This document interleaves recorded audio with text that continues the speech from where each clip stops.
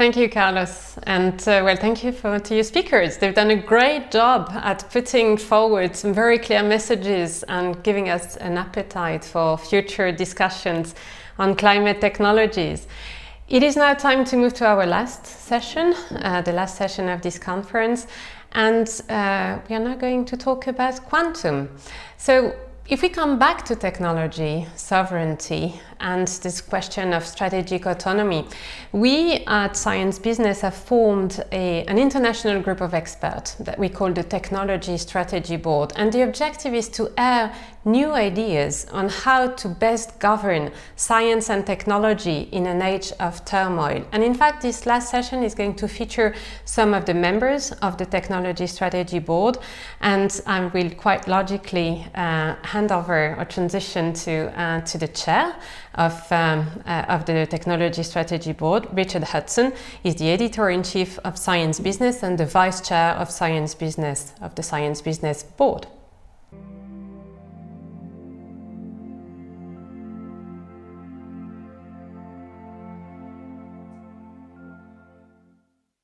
Hello, I'm Richard Hudson. I'm the editor-in-chief of Science Business, and welcome to this concluding session of our conference. The topic for this is quantum technology. And the question we are ultimately asking is, will a global strategy emerge for this? Now, I should say in context that the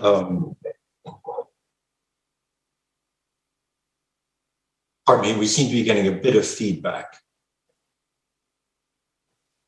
The question that we are ultimately asking through this entire conference is, as we develop more and more disruptive technologies, helpful but disruptive, such as new vaccine technologies, climate technologies, new ICT technologies, is the world cooperating or competing? We've seen with COVID what happens when science internationally cooperates, an incredibly fast development of effective vaccines.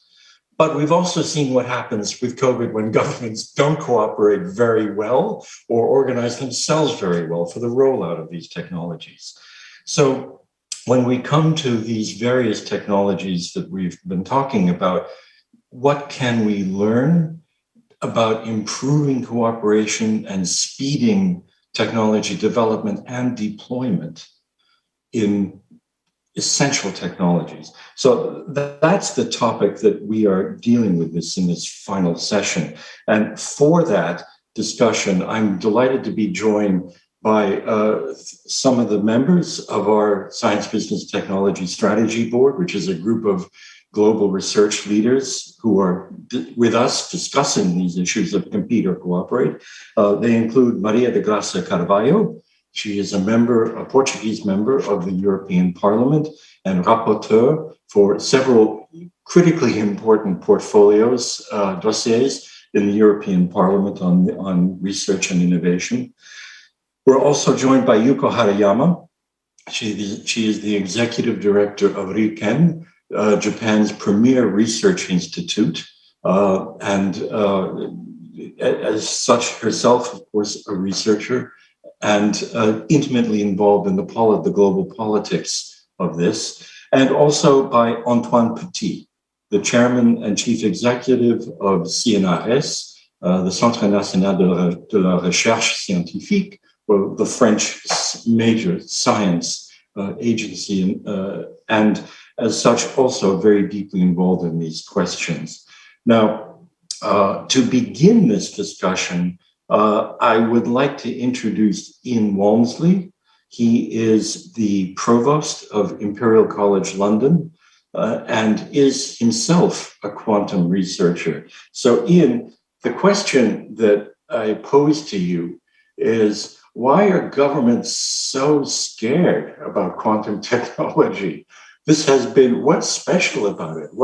It has been an extraordinary political fight within the EU and in Europe and also around the world over this. So what is it with quantum? Over to you.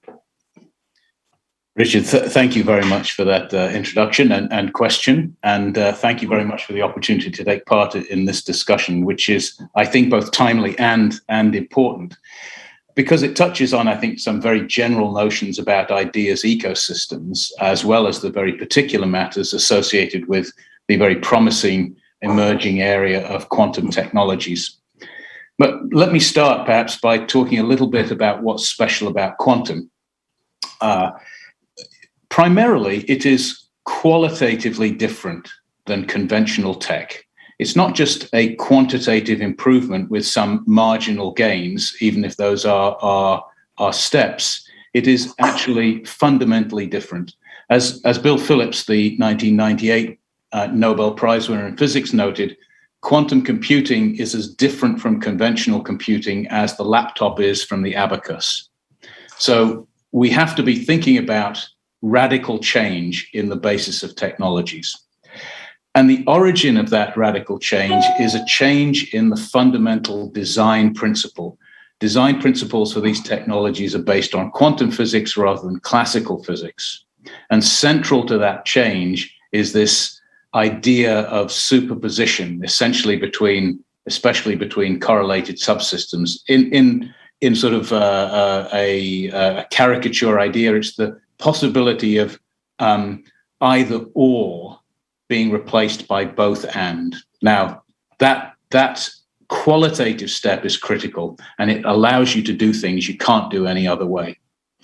For example, there is the possibility to share information secretly, and the security of that exchange is guaranteed by physics, not by trusted third parties. So a very qualitative, important step change. Similarly, in computing, the ability to run problems that are simply intractable on ordinary supercomputers, no matter how big you make them. And the examples of applications there range from cryptanalysis, e.g. the possibility to break a RSA public key cryptographic systems, no matter what scale those are at. Molecular design, for example, new drugs, new kinds of materials that might be particularly strong and lightweight, or new kinds of quantum materials like superconductors, as well as things like optimization problems, which have a very big range of applications in all sorts of logistics categories. Now, there have already been demonstrations of some of these quantum advantages, albeit in the computing domain only on small-scale toy problems that are not yet suitable for real-world application, but they illustrate the point that this radical new technology is coming. So what's happening to date? Where are we overall? Well, as many tech developments are, it's a case of the time being right. Fundamental research in this area has been going on for more than 30 years around the world, but it's only really in the past decade or so that the real barriers to scaling them up, where they provide a capability that's beyond any current tech capability, have been properly understood. And those range from the atomic scale questions, the physics questions, as well as the design questions, as well as the really fierce engineering challenges that need to be overcome. And those have just really started to receive the attention they require to reach this scalable development stage. The potential advantages are such that many nations are now pushing forward to invest in this area, both with public and with private funds. For example, in the UK, we're in the second phase of a 10-year billion-pound program to develop the range of quantum technologies, specifically with a remit to stimulate the emerging industry sector that brings together both science and early-stage proof of concepts to development and commercial viability. The EU, of course, has the major effort in the flagship. The US has recently funded a similar scale effort across several agencies. There's a very significant program in China, and many nations, individual nations within Europe and across the world, China, Australia, Canada, Singapore, have also devoted resources to develop Q-Tech. So good news is there's a really critical mass of activity, and I think that's crucially important to drive this field forward. But to your question, how should these programs interact in a sensible way? There are clearly many competing interests. from national security to commercial prominence. And this complicates matters because of the unique potential that quantum brings to the game. But transitioning ideas to impact has, I think, some common features across any technological field. First, you've got to have the ideas, and that means you need a lot of people generating them, mainly because most ideas may not lead anywhere, or at least not lead anywhere at the moment. But that's really hard to know a priori. So second, then, the crucial point is that different ways of looking at the problem are vital here. The mutation of ideas through exchange is really the best environment for refining them into a vital form, a viable form. Then, of course, you need to be able to test them rapidly to be able to understand whether they're right for exploitation and application at this particular moment. Again, you need lots of activity looking at critically at these ideas. So a lot of different perspectives are needed. And that's, I think, where a competitive element helps. Of course, you also need to put a lot of effort into developing them to show that they are technology ready. And that requires a scale up of resources that the national and internet and community programs are intended to apply. But that also demands a focus and a risk appetite and a capacity that understands and can capture the nature of that return, be that sovereign capability or be that a financial return. So there's obviously, for the first, a major advantage for collaboration. It allows the rapid exploration of the science and the landscape. Further, the capacities and capabilities across a global community means that we collectively will have the best chance, I think, to find the ideas that are going to be transformative for the field. For the second element, there's a really important role for competition. Critical analysis is important, and the places where applications can be found will again require a massive activity. And at this stage, the risks of the technology may very well be great, and thus public funding is key, along with perhaps the privately seeded startup sector.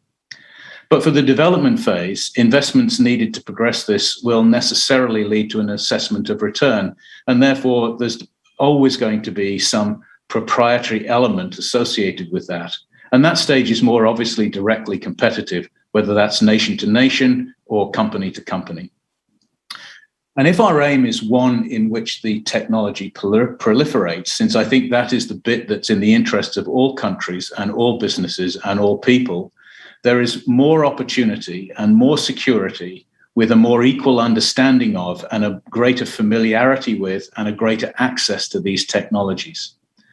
So I think competition and collaboration are both vital and both need to be part of the development of any successful technology, including quantum. Without both of these elements, the ideas may be restricted in scope and in vitality, and the development of the capability will be slower and the benefits harder to realize. So, of course, how we manage that trade-off between competition and collaboration is crucial. But I think, as I've noted, there are stages of the development of the field where each plays a role. So it will be important that we structure our activities to take advantage of the alignment of these elements to maximize the impact of technology for the benefit of society as a whole. Digital technologies of all kinds are going to be critical for the future of society and pose particular challenges in regard to public and private interests, of course. It would be naive to assume that quantum will be different. Arguably, its unique capabilities make it more critical to get this right. So, early stage collaboration, followed by later stage competition, is potentially a recipe that I think will lead to the best impact of this technology. Okay. Thanks, Richard. Thank you very much, Ian. You used the word proliferation, which pulled me up short a bit because, of course, it immediately reminded me of the hydrogen bomb and the debates of the 1950s and 60s and beyond, which continues to be an issue around the world. Are we talking about something as potentially damaging, disruptive, in the wrong hands? Well, I wouldn't use that example. Let me give you a different example of proliferation, which is social media. So there is a technology that became ubiquitous. And yeah, some might say equally dangerous, but yeah, go ahead. Exactly. Yeah. So equally risky and equally beneficial. And I think that's the general case, depending on how you regulate it. I don't think that's a question so much of whether it becomes whether competition or collaboration is important, but how do you regulate it and how do you use it once you've got it? Okay. Well, just one other quick question, and then I'll come to the to our fellow panelists. You mentioned the government investment. Has anybody done any estimate of how much around the world, public or private, has been put into this by now? Well, the UK government has done some estimates, of course, but not all of those numbers are very clear. And of course, the Chinese effort is one which one can only really speculate about. But we must assume, I think, that it's quite substantive. But many of the big programs, the European program, the American program, are all at the sort of $1 billion, billion euro, billion pound type scale. So, multiply that by a dozen or so, and you start to get a sense of where that is. Right. Of course, that's just the public money. Now, if you look at private money, then you're seeing major corporations like Microsoft and Google and IBM investing significantly. You can see quantum startups being valued in the $1 billion range already. So, pretty soon it adds up to real money, Richard. Yeah, so it sounds like we're talking about something well north of 20 billion or something overall, but which is probably still only a portion of what, if you say is true, will end up going into this. And then just to elaborate your point further on the stage of development, you said that it's you indicated that it's still fairly early, as in test systems and whatever. But is it possible to give an indication as to does it reach critical mass of applications that are starting to appear? Are we talking about 5 years from now, 10 years from now? What is it? Yeah, it's that, of course, is the multi-billion-dollar question. Let me put it this way. There are no apparent physics barriers to why this won't work.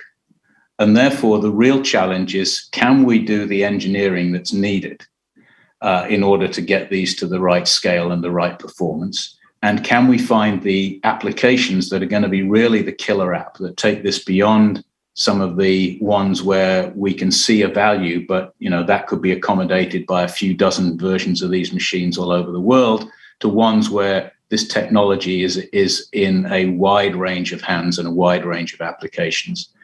I tend to be a little bullish on those, recognizing that the whole thing may turn out to be too hard still. But I think we're already starting to see good sorts of applications are already available, and I could imagine that within the next 5 to 10 years we will know whether this is going to be a real explosion or whether it's going to remain a bit more specialized.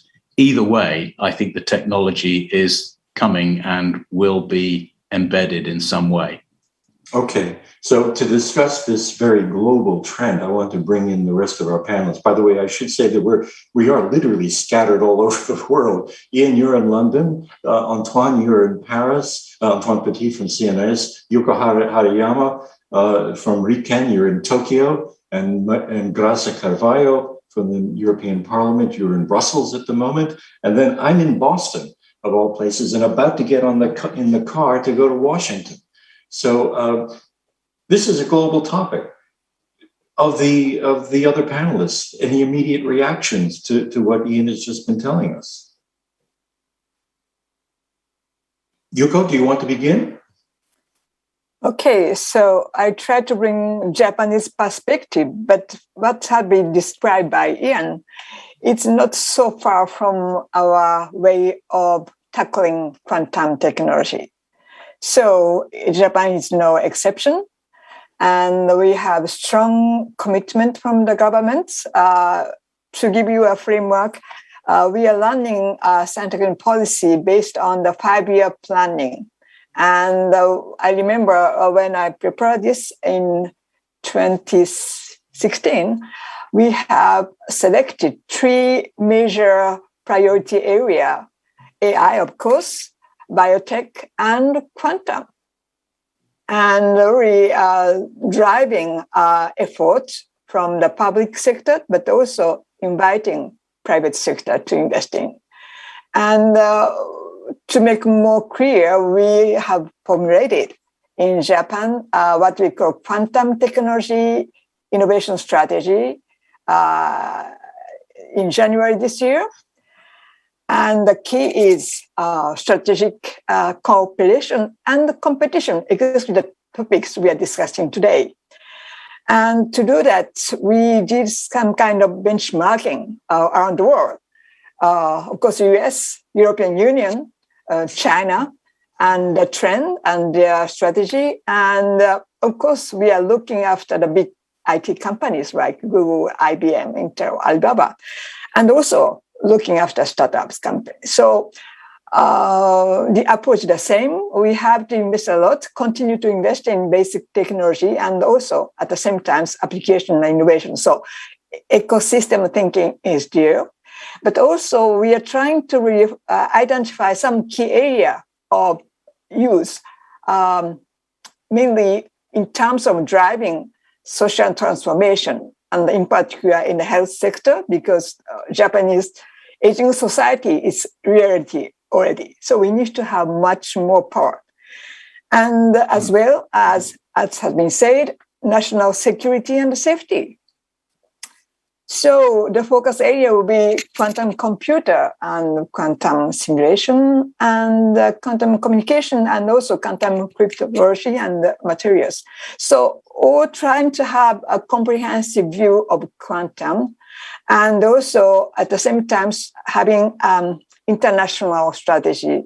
And to start with, we have the priority for the bilateral strategy with UK, Germany, US, and also multilateral with the European Union and US. So it's really where we are. And recently, with the business sector, we tried to form a kind of consortium with big companies, and not only in ICT or in this fundamental area, but also bringing user companies. And so multi-sector consortium has been set up just at the beginning of this month. So it's the list. So there is quite a bit of mobilization in Japan as well. Antoine, if I could come to you, the French perspective on quantum. How do you tell us about that?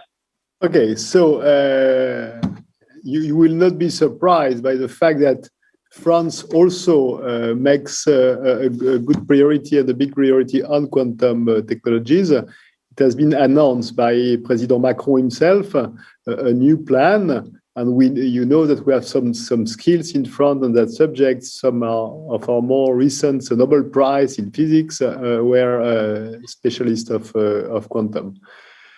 From my point of view, what is important, probably it has been already said, but quantum it's a lot of things. And Jan briefly presents it. It's a quantum computer, of course, but we don't know, it's a dream.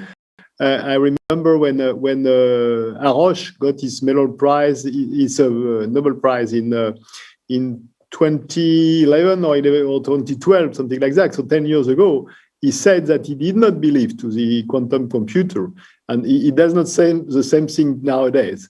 But it shows that things have really evolved very, very fast.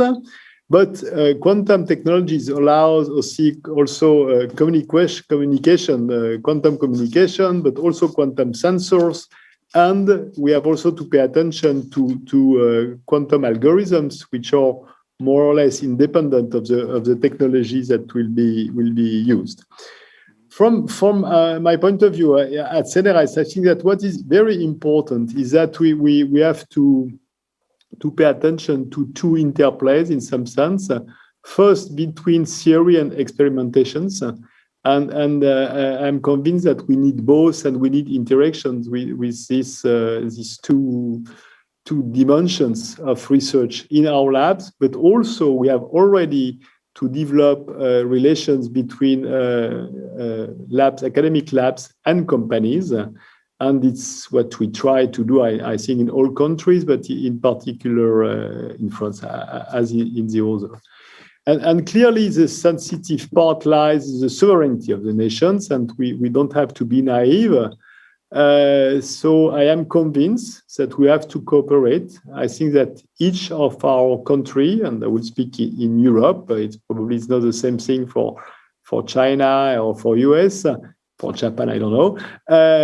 Each of our country is too small to have the ambition to really play a role, an international role alone. So clearly, we have to cooperate, but we don't have to be naive.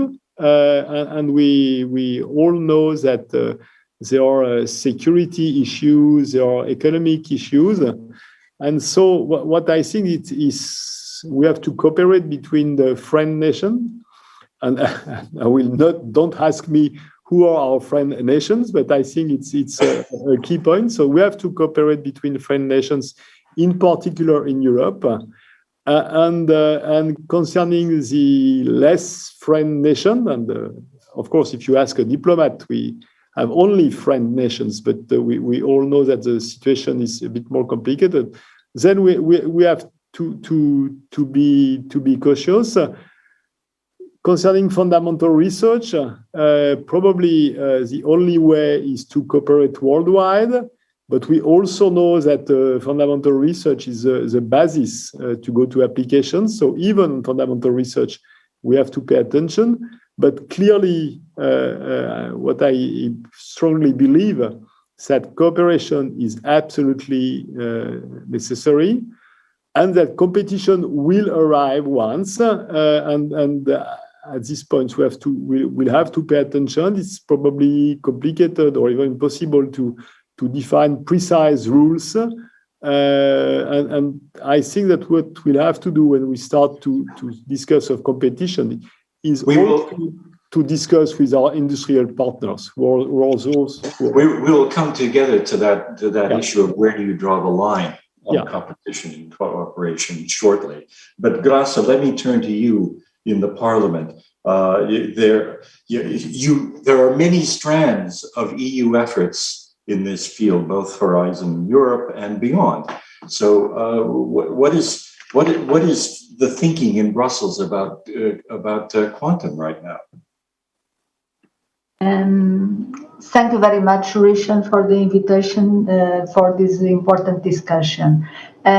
Quantum continues to be a priority for Horizon Europe. For example, in the partnership, in the public-private partnership on the high-performance computing that I was rapporteur, I have put a lot of emphasis both from the research point of view on quantum, not only because in the past this partnership was mainly devoted to the acquisition of machines. Now, for the future, starting now, for the next 7 years, there will be a substantial part that is devoted to the research of the next generation of computers, including and especially quantum. Also in cluster on the digital emerging technologies, quantum computing is a priority. Let me also take this opportunity to comment on the previous interventions. I like what Ian has said, that both collaboration and competition are necessary for any technology, mainly the emerging technologies. And as a simple rule, we could say that at early stage we put the emphasis on collaboration and the later stage on the competition. Of course, it depends on case by case what is the early and the later stage.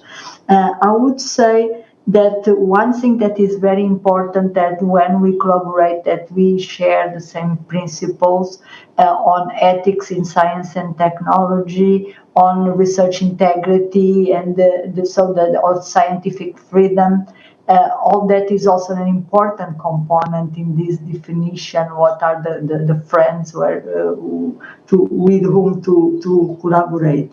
And the line is very difficult to draw the line in a general way. We need to look case by case, technology by technology, and to draw the line. My personal feeling is that in scientific terms, and they are in an early stage, we should cooperate as much as possible. It's very important for the advancement of science to have a global cooperation. Of course, as Antoine has said, we cannot be naive, and there are other commercial questions and security questions, but as a general principle for fundamental research, I think that international cooperation is a very good thing. I also want to comment on the question of the proliferation and the risk.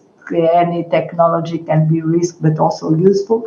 And it's true. Anything that you can think about, it can be risky and useful. So I don't see that as a barrier for quantum. Quantum is going to be very useful. The very important is that we have a strong ethical basis and regulation for the development. And if we all agree to fulfill and to keep these rules and ethical principles, quantum will be very, very useful as many other emerging technologies. So I don't like to see the risk side of the technology, because we fortunately, and we are very strong in Europe and also in our collaboration in asking that ethical principles to our partners that will follow these principles, and that make us that the technologies are useful for humanity. We put okay, but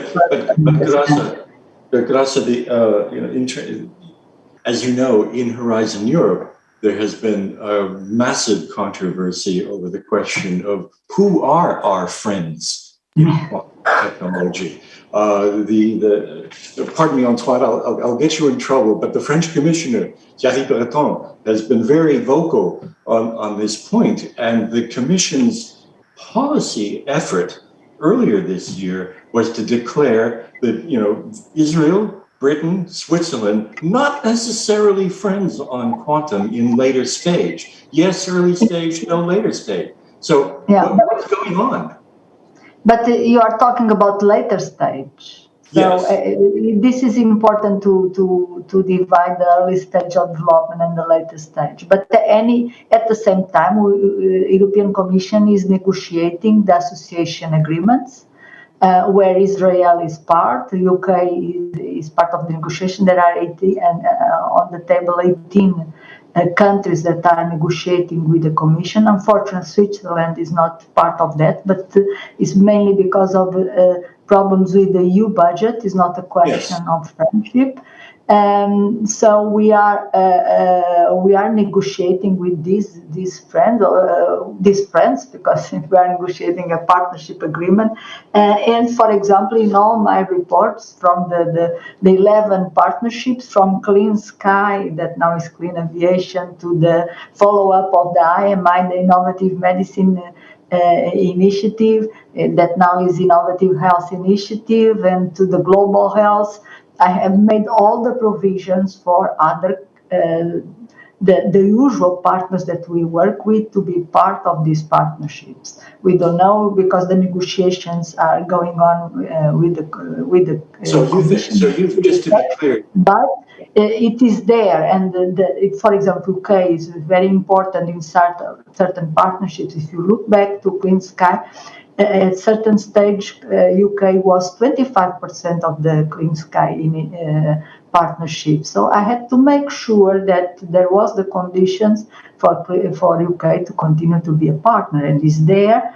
Unfortunately, the Parliament is not a part in the negotiation of the association agreement, and I say unfortunately because we have to analyze and be rapporteurs and decide in many other in the different files, like the Horizon Europe itself, the partnerships, the EIT, and the budget. But on the specific negotiations on the association agreement, we are not a part of that. Is between the third country I'm going to put you and the Commission. I'm going to put you on the spot, though. So let's say you were in charge of the negotiations.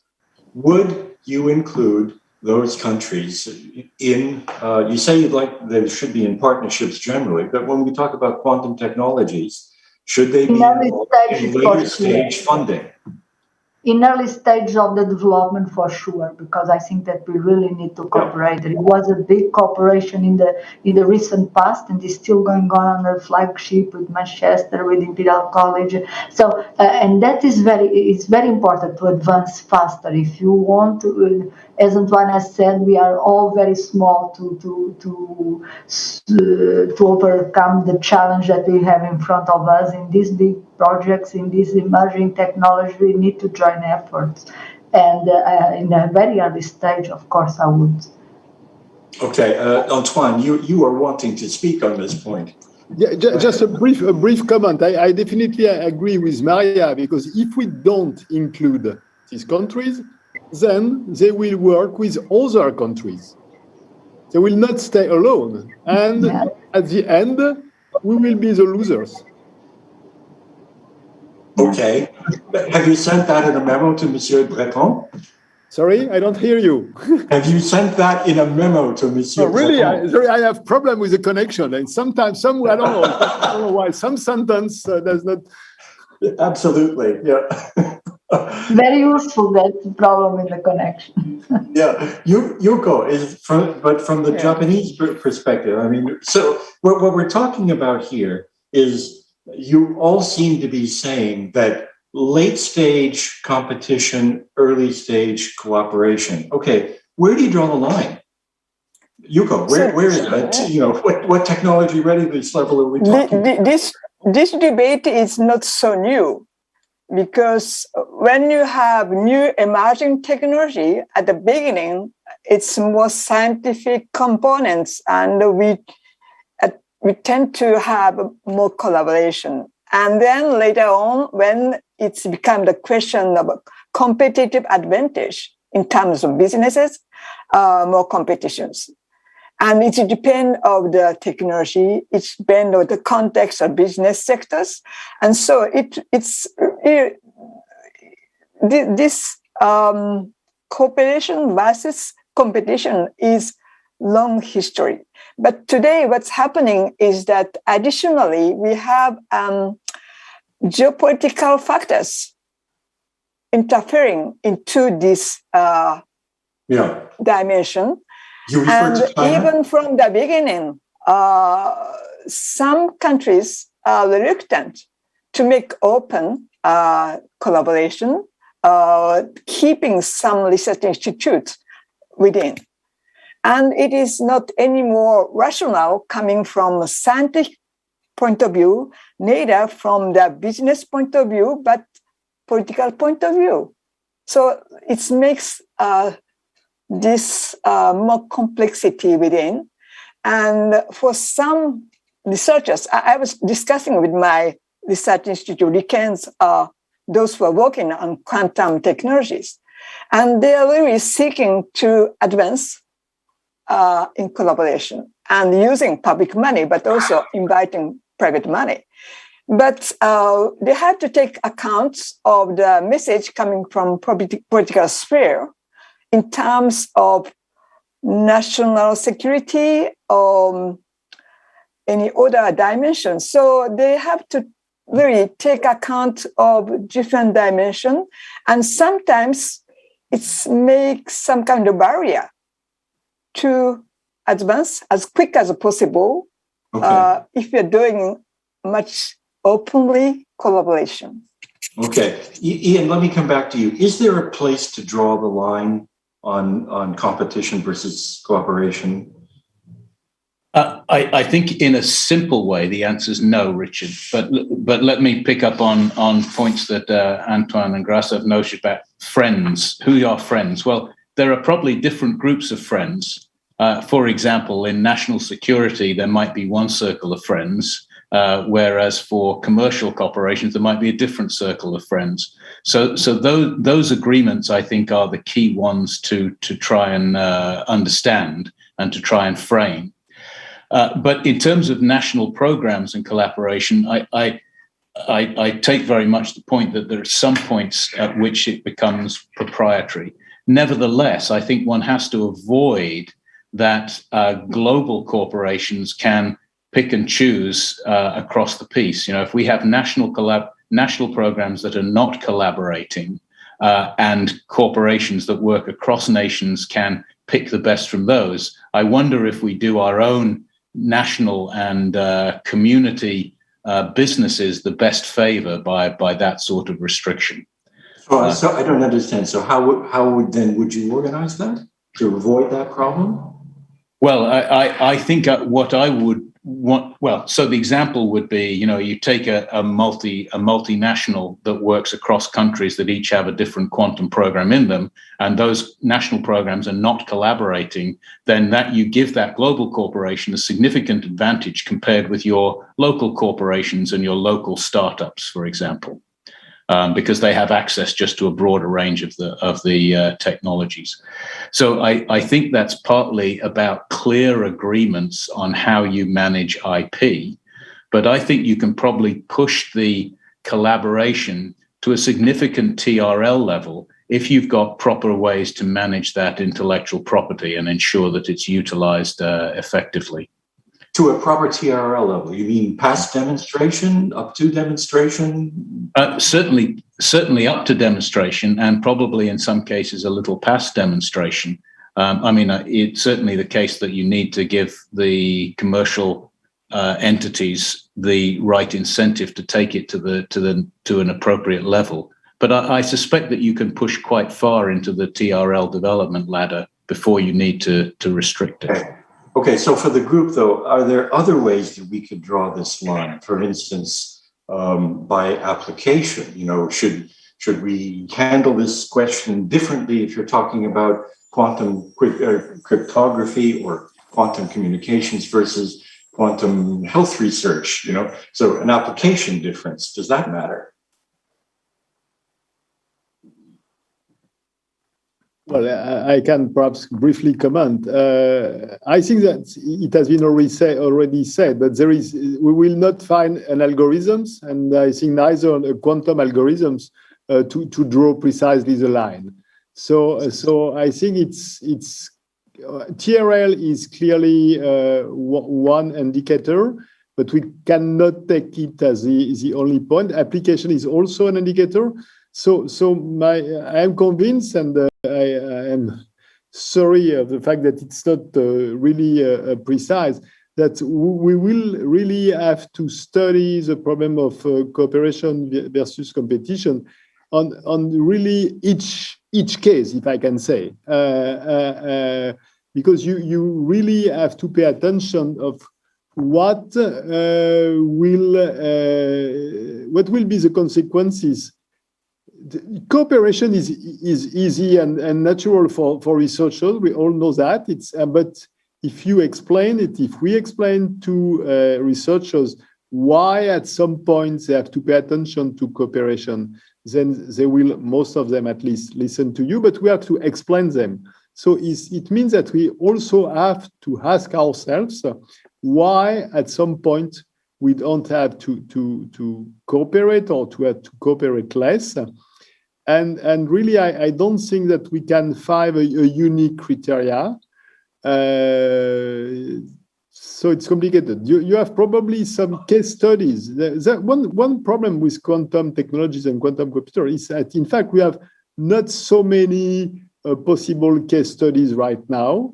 And for instance, in France, one of the objectives of the national plan is precisely to find case studies in different areas, and probably this could help us also to draw this famous line. Okay, but you say the entire issue here. What I'm struggling to find words for is the military dimension. Okay, then one of the questions from the audience that we're getting is, could this technology be taken advantage of by bad actors to disrupt commerce, banking, everything, as we see already with blockchain and with social media and everything else. So clearly, and when I look in the country that I'm in at the moment, the US, I see a massive military research effort going on also, about which we see little publicly. So, how do we need any kind of a different structure internationally to manage a technology like this, which is so dual use? Anybody? Antoine? No, Jan, I think Jan is ready to. Thanks, Richard. I think one point on that, I think Graca already mentioned this, which is how do we define the principles and the ethical framework by which we are going to manage and regulate this sort of technology? That seems to me to be an area where we absolutely need some collaboration with as wide a circle of friends as we can possibly have, so that we get an agreed set of principles on that. To your particular, to where that impinges on national security, of course there are going to be programs of that kind, but whether quantum is fundamentally different in that regard, as Yuko has said, there are many examples of where we have had to regulate things and keep things more proprietary because of national security. And I think we can use those kind of frameworks for those aspects of quantum. Ian, if we get to that, I'm thinking of in Canada a couple of months ago, I think in July, the government announced that they were going to start making all grant applications. They're starting with one program, but eventually all research grant applications accessible to Canadian Intelligence Service for sensitive cases to review. Do we end up getting into a situation like that, where British intelligence is looking at applications for research? Again, this is very early tentative stage in Canada, so my Canadian friends, please don't scream. But it was eye-popping when I saw it. That particular case I wasn't aware of, but of course there were examples in the USA where in the previous administration, anything that had to do with climate change got that sort of vetting on it as well, and that sort of language couldn't be used. I think that's extremely risky. That's a very, very dangerous road to go down. Now, having that such agencies having a look at what's going on in research seems perfectly reasonable, but to try and regulate it without outside in the general domain of research seems to me to be very risky for any agency to be doing. Okay. Any further comments on this dual use issue? Yes, Yuko.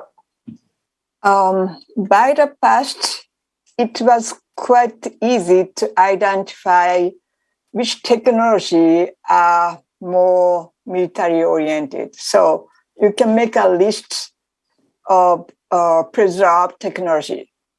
What's happening today is that any technology, emerging technology, any of them, they may be used in a duality. So almost impossible to have a very short list or long list of preserved technology for defense and that's to be secure and in isolated way. So how to deal with that? And basically, we need to have, I agree with Maria, that kind of principles in European Union's approach, responsible research and innovation. Really, those who are investing themselves, scientists, engineers, they have the clear idea of what they're doing. And to be engaged to serve society as such, including national security, but really to be really conscious about that. That's going to be the basis. And then within, we have to have framework nationally or European Union level, but it should be discussed together. And if it's possible to have dialogue, discussion across countries. Okay, so let me just to broaden this briefly. Earlier today we had discussions about climate technology and health technologies. Now we're talking about quantum. I mean, is there any consistent policy that could go across all of these for this question of compete versus cooperate, or really do you have to take them individually? May I? Yes. Richard? So, go ahead. Yeah. I fully agree that what has been said on we need to analyze case by case. There are the fact where to draw the line depends on the application.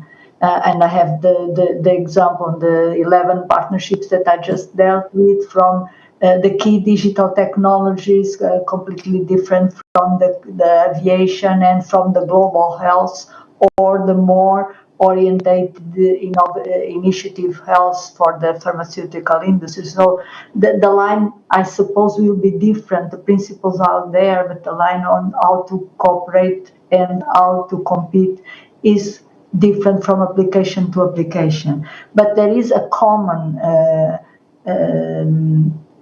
structure that should be there in all of them, on all this cooperation, that is the ethical framework. And in the European Commission and in all the Horizon 2020 and now in all the Horizon Europe, we do a screening, but an ethical screen to all our projects.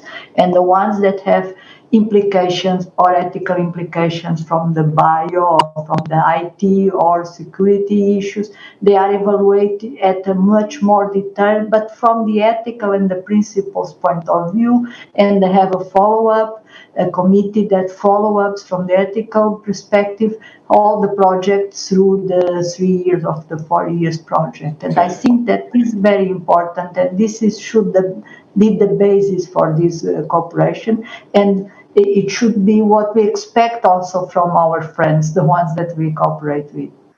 Okay, and so, Graca, just to come to this point then, would that be your advice to the Commission and the member states? Well, when you're dealing with these sensitive technologies, is there, what is the advice? That what you just said? Very strong ethical, like we are doing for we have done in the past very much and still do for the bio, and now we're going to the artificial intelligence. So it's my advice. We should cooperate. At a certain stage is turn to compete, but all these should be based on a strong ethical framework from both sides, from us and our friends. Antoine, what would be your advice to government? I mean, you don't advise government, so so I can do it. I think that concerning climate change or global health, I would say that there is no room for competition. We will not save the climate of Europe alone. And the climate is one. There is one climate, and the Earth climate, and so we have absolutely, from my point of view, no option. We have to cooperate, and it's also true for global health. For quantum technologies, I think the answer is not exactly the same, but I think that giving up cooperation is not an option. As I said, it's perhaps an option for China. I don't know, but I don't think that it is an option to renounce to cooperation for any of the European countries. So we have to cooperate. And as we all said already, at some point we have to be cautious and not naive. But I would make a difference between climate and global health in one hand, where cooperation is the unique option. For technologies like quantum, I think that at some point competition gives place to cooperation. Gives place to competition. Antoine, just in the case of artificial intelligence, as you know, President Macron and President Trudeau got together to get an international group of experts together to study artificial intelligence and make recommendations to government. Do we need that in quantum? Well, I think that the two subjects are quite close, yes, and I think that we don't know exactly what will be the result of this consultation, and it's probably too soon to know if it will be a success or not. We can all hope that it will be a success. But yes, I would say clearly for me, AI technologies or quantum technologies share this. We have to cooperate clearly, but at some point we will compete clearly also. There's also questions of ethics, and ethics is not universal, and the European ethics is not better or worse than the ethics of other parts of the world. But clearly, concerning AI and quantum technologies, it's also something which has to be taken into account. So yes, I think that it would be a good idea. Okay, Yuko, then what is your advice to government?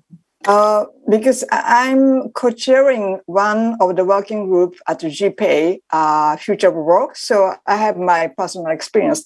And it's provide space for dialogue and between stakeholders, not particularly politicians, engineers, but really space for discussion together like today.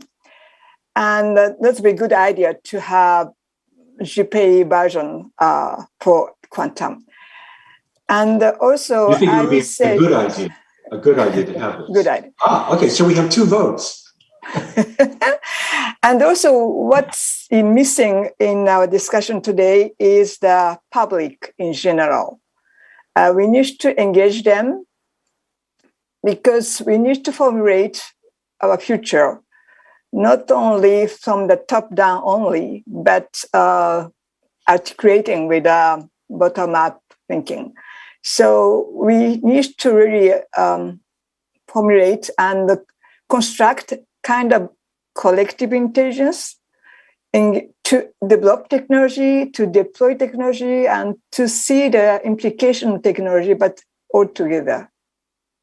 Okay, Ian, I come to you last. Then, what is your advice to government on handling this issue of could we compete or cooperate? You are muted. Still muted. Okay. There you go. Okay. I've now managed Welcome to find the right 2021. button. Can't even get conventional technology right. Yeah. Well, I think the points that Yuko and Graca and Anton have made, I would reinforce. I think there is a need for national programs to ensure that they are working together so that standards and ethical frameworks and regulations are clear across the world. I think there's clear need for proper management of IP so that these range of applications can be passed as to where collaboration and competition emerges. And then third, I think Yuko's point about the public engagement is really important.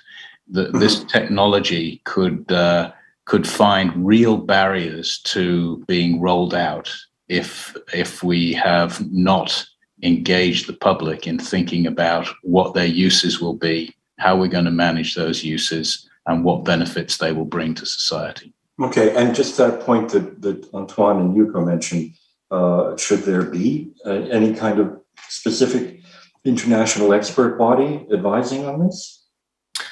Well, I think that would be a good idea. That certainly the leaders of the national programs could self-organize to start to do that. You know, the standards bodies do it all the time. Why can't we do it in some of these areas too? All right. Well, thank you very much to our panelists for this discussion and to our audience. At Science Business, we will be continuing to report on news of this and other developments. And an open invitation to our viewers. If you have opinions on what government should or should not do on this question of compete or cooperate, whether in quantum or climate or health or anything, send us an email to news@sciencebusiness.net. We're very interested in hearing your views, and you know, I hope that in this process, we get a good international discussion going about how to handle this technology. And with that invitation, I would like to hand over now to our CEO, Marilyn Fiaschi, in Brussels to conclude the event. Marilyn, over to you. Thank you, Rich, and thank you to your speakers. It was actually a very entertaining and interesting discussion. We'll hear more about quantum for sure, and in fact I also take this opportunity to announce the next event of the Technology Strategy Board that will take place on November 9th, and that will focus on space technology, another topic where we'll have to analyze through the compete versus cooperate length. You heard the call from Rich for opinion about the topic. I'll also remind that this conference was covered by our journalists, so watch the news, keep looking at the Science Business newsletter and website. You can have highlights of today's discussion. It is time to thank all the speakers for a wonderful afternoon. I'd like to thank the Science Business moderators. I'd like to thank my colleagues behind the scenes who made this event possible. And finally, a warm thank you to you in the audience, a very loyal audience. We'll keep informing you on what's next on our event schedule. So I wish you well, and we really hope to be able to see you in person in a not too remote future in Brussels or elsewhere in the world. With this, goodbye.